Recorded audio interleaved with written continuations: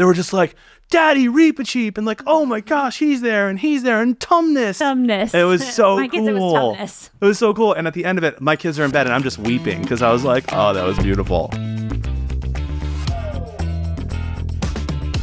Welcome to another episode of Is This for Kids? I am Jonathan Bearded Blevins. I am Katie, Mrs. Ruby Rubalcaba. I am married with 3 children, and Mrs. Ruby is married with 5 children. We are not married to each other.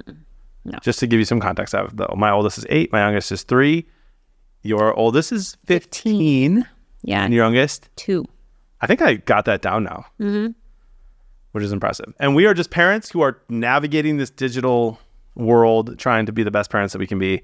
And that's what this podcast is for, to help other parents. We're not telling you how to parent. Yeah, the goal is there's a lot out there. There's a lot of controversy. There's a lot of things that you hear about. There's a lot of things that you're like, I heard that was bad, but was it really? And we want to help, fill in those gaps, give a little bit of information, help people to be able to make their own choices for their own families, right? Yes. Yeah. And that is the purpose of this podcast. Yeah. This podcast is not for kids. It's not for kids. It's for parents or grandparents or Caretakers. guardians. Yeah. So you've read Chronicles of Narnia. I have. So have I. Okay. So I've got an 8-year-old son, a 7-year-old son, a 3-year-old daughter. My 3-year-old daughter loves when I read anything to her that is for her, right? So like, she was not in the room when we were reading Chronicles of Narnia, even if I wanted her to be, because she can't see there's not many pictures. There's some. Mm-hmm. And I don't know, like a 7 and 8-year-old, like, I don't know if you've read to your kid. I'm sure you have a lot. Like, this is the first, I read The Hobbit to them first, like maybe a year ago. And then throughout this last 6 months, we read all 7 of the Chronicles of Narnia. And they loved it. Like, they were interested the whole time. We were having unbelievable conversations at night. We would read it from like 6 p.m. My kids go to bed at 7 p.m., which is a miracle. Every time you say that, I'm like, what? I know. They go to bed at 7. How much free time do you have? They wake up at 6. It's amazing. Nuts. It's amazing. Yeah. Yeah.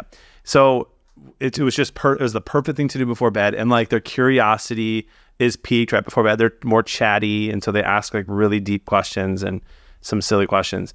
But I just loved it. I loved that experience. Highly recommend to any parent if you're not already reading things like, I don't know, Hobbit or Chronicles of Narnia, to start doing that with your kids. It's just, I love snuggling with the kids and watching a movie and like vegging out. That's fine. But like, reading the book was just so much more intimate.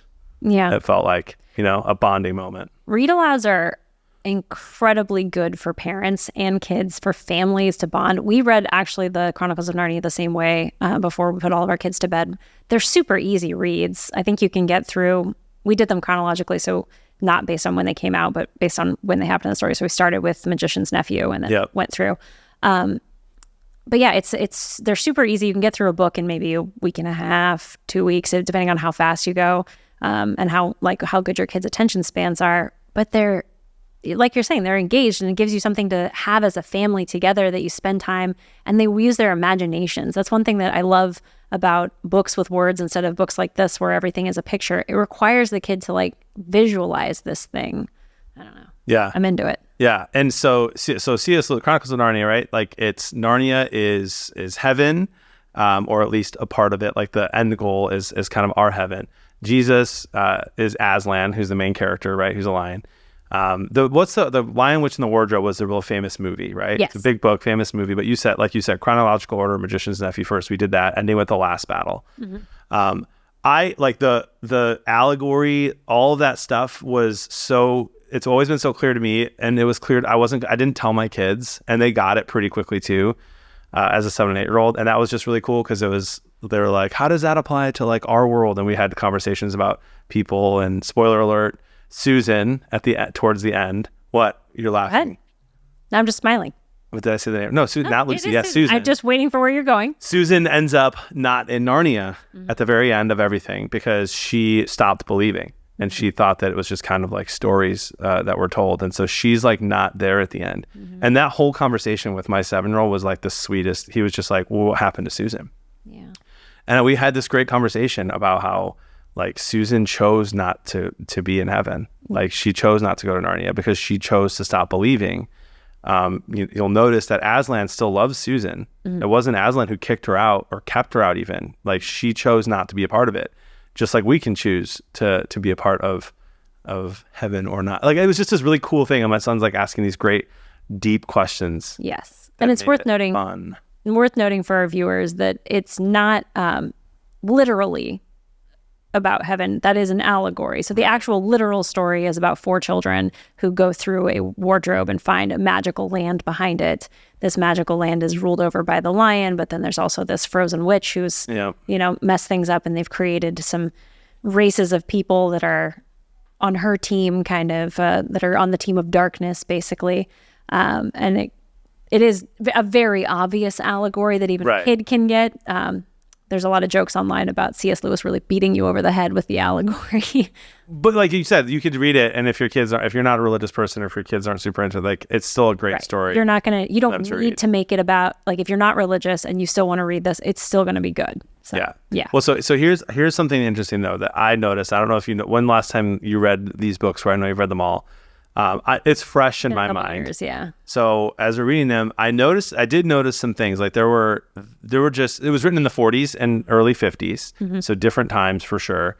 And there was just a lot of, I'm trying to think of the most common word that I literally just kept skipping the word queer. He used it to mean weird, right? Like he gave a queer look, and I just like skipped it just because I don't want my kids using that word for weird when they're talking about things, because most people don't do that now. Okay. And they just don't know what that word means right now. So I just like little things like that where it's like, oh, I'm just going to skip those words because it means, I just said weird instead. Okay. You're like a total nerd when it comes to this stuff. So what do you think about just that I did? Switching that word in that context with an 8 and a 7-year-old? There are other words in the book that I would skip or switch, but that's not one of them. So I tend to just explain to my kids that words have etymologies, which is like how a word evolves. It used to mean this, and now it means that. And like my favorite one to always tell like the older kids is, we used to say that we're having intercourse right now.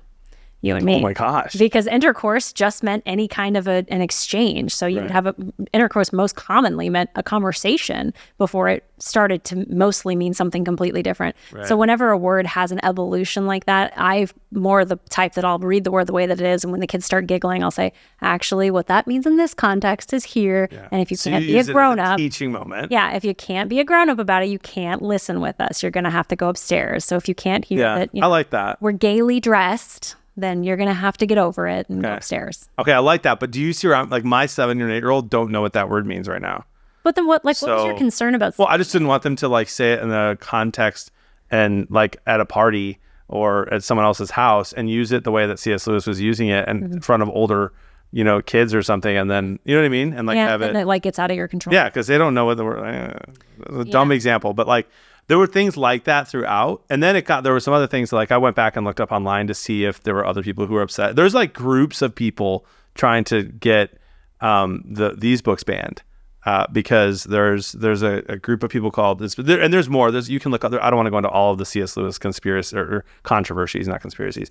There's the Calormans, who are often like the main bad guys throughout most of the books. Although there's some really good Calorman characters throughout. And in the book, some of the Narnians, or in particular, mostly the dwarfs. Yes. Who also might be a group there's a group of people who think the dwarfs are a group supposed to represent a group of people. Yeah. I didn't pick up on that, but like I wasn't looking for it. But they would call the Calormans, who are supposed to be Middle Eastern. That's like they're often described as that. They're wearing turbans, and the dwarfs are calling them darky, and like. Yeah, I know that. That was exactly my reaction. I like every time I skipped over it, and my kids know how to read. Yeah. So I'm like, do they see that I'm skipping over this? Do we need to have a conversation? And so I just like asked, and we ended up having like a really good conversation about how that's never okay. It wasn't okay back then, even though maybe it was acceptable back then. But is this a type of thing where you throw out like the baby with the bathwater? Like the whole series in itself, I think, is really good for. To read to your kids. It's inspirational.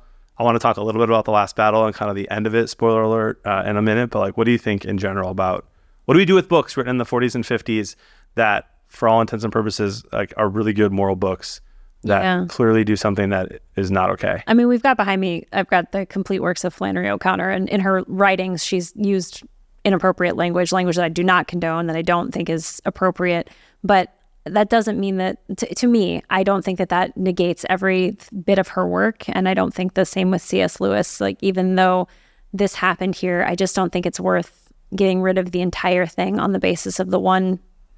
I mean, there's plenty in there, but I'm not going to throw out the baby with the bathwater, basically. I think that what you did was probably the right answer, is to tell your kids, like, this is a word that was used. And not only that, but like that word is used to apply to other people. It really hurts people's feelings. This is a word that's meant to make people feel less than and feel inhuman. And we believe in the dignity of all people. We think that everybody is important and those kinds of things. So that's actually a really good time to have that conversation with kids when it's in this theoretical sense and they're not in front of somebody that they are hurting their feelings actively. Right. You can say, gosh, that's such an awful thing, and point it out. And then, you know what, guys, just for my sake, I don't like that word. I'm going to use a different word. We're just going to say bad guys.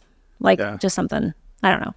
Right. Which is, we had a great conversation. And then it goes a little even like, there's some stuff where some stereotypes about like girls, right? And, you know, the girls have this very particular role in Narnia and the boys kind of make fun of them for it. But at the same time, like some of the best moments in the whole entire story are women and girls like becoming heroes too. So it's almost like it was just the time, like it's not something, C.S. Lewis wasn't anti-woman, I don't think. But I think absolute worth reading. I would say that it's good to read aloud. I would say like 5 to 9 years old, depending on like your kids, and it's not very scary. It's pretty easy to like walk around some of those scary things. But I got to say, like the very end, when, spoiler alert, like if you want to read it and you haven't read it, stop listening now. But at the very end, they're like in Narnia, in its completion, in the fullest form of what it is, kind of this heaven.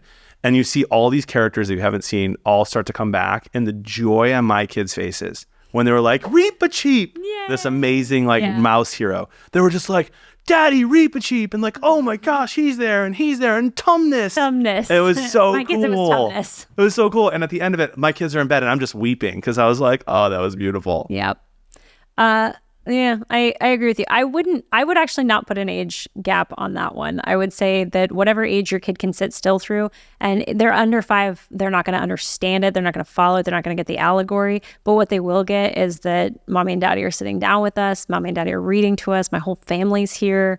I like the sound of my parents' voices, that kind of thing. So while I agree, like 5 and up for being able to understand it, sure. I would say any age is appropriate to sit and put your baby in your lap and read it. I am so excited for us to do an episode on like Lord of the Rings and Harry Potter. We have to do that really soon, probably in the next few months. But I would love to hear from our audience, any other books or TV shows or movies or social media, music, you name it, things you want us to review and talk about, whether or not they are for kids. Let us know in the comment section on Instagram or YouTube or however you're consuming the podcast, even with a 5-star review. Yeah, you could just go over, write a 5-star review on Apple Podcasts, Spotify, all of those things. We're all over the place. We're on Amazon now too. Oh my gosh, we're on Amazon? Yeah. Oh, I used that. Yeah, see, we're there. We're everywhere. We're everywhere now. We are everywhere. Yeah, leave us a nice review. Let us know what you'd like to hear from us, and question John's taste in books. Until next time, I will be reading more books soon. Because they're not just for kids. Is this podcast for kids? This podcast is not for kids. No. But Chronicles of Narnia is. Yeah. Great. Okay, bye.